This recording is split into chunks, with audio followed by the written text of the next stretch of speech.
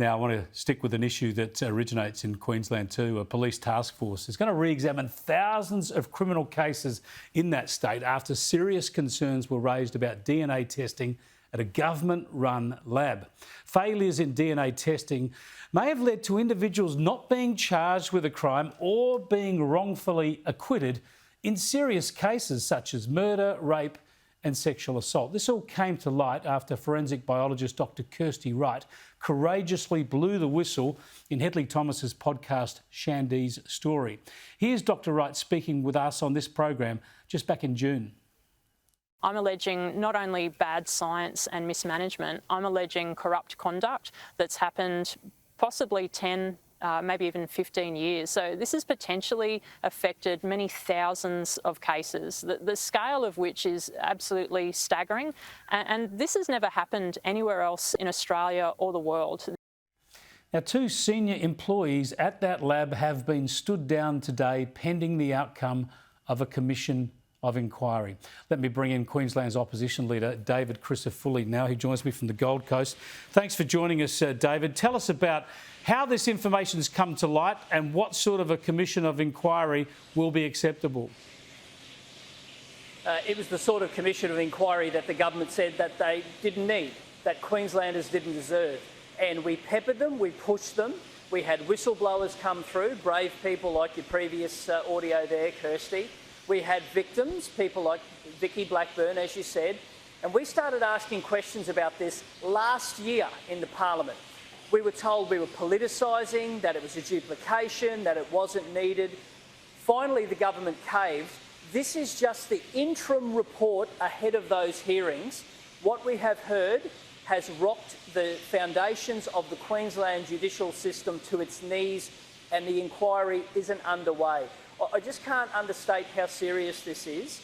Make no mistake, as a result of failings in that DNA testing laboratory, innocent victims were denied justice, and we have criminals and rapists who are likely walking the streets because of a failed system overseen by Queensland Health. That is disturbing. They are the key points, that you've got victims who haven't had justice and the horrible likelihood of criminals walking free, and this could be thousands of cases impacted. Here's a little bit of what the Premier had to say today. Queenslanders want answers, and I want answers. This is perhaps one of the most concerning reports that our state has seen, and need to get to the bottom of it. Well, David, there's going to be all sorts of complications because there'll be a need for secrecy, because you won't want to prejudice cases that are underway or are yet to unfold. But Hedley Thomas, the journalist who really started uncovering all this a year or more ago, he's told me that he thinks this might be the biggest scandal he's ever uncovered in terms of the number of cases affected. And as you know, Hedley's uncovered enormous scandals in all sorts of areas of Australia over many decades. What's your expectation of where we're going to end up here in terms of a lack of justice in Queensland? Sadly, Chris, he's right, and the ramifications of this won't just stretch for a few days or a few weeks. It will go for months and years, and this is a mess that will have to be cleaned up. In regard to the Premier's comments, there's always a disappointment or I'm angry or Queenslanders want answers. You want to know what else Queenslanders want? They want a little bit of leadership, and they want a little bit of service delivery. And if you think about all the crises that is burning through this state at the moment, the health system is in absolute disarray. I went and spent a couple of hours today with people who have been stuck for hours waiting for ambos that didn't ever come. 45% in Queensland, the worst in the country. We have a judicial system where young offenders run riot and they just keep going on repeat. We have a housing crisis where working people can't put a roof over their head. It's one thing to always be disappointed, but eventually you've got to show a little bit of leadership as well.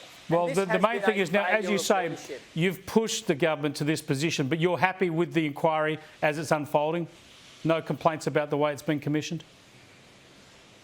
This is an interim report from Mr Sofronoff because the situation is so dire and justice could be so compromised that he has done this report and we haven't even started the inquiry.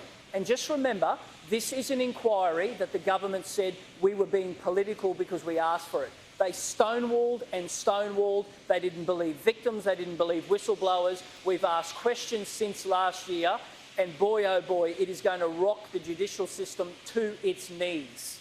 Thanks so much for joining us, David. Thanks for your time.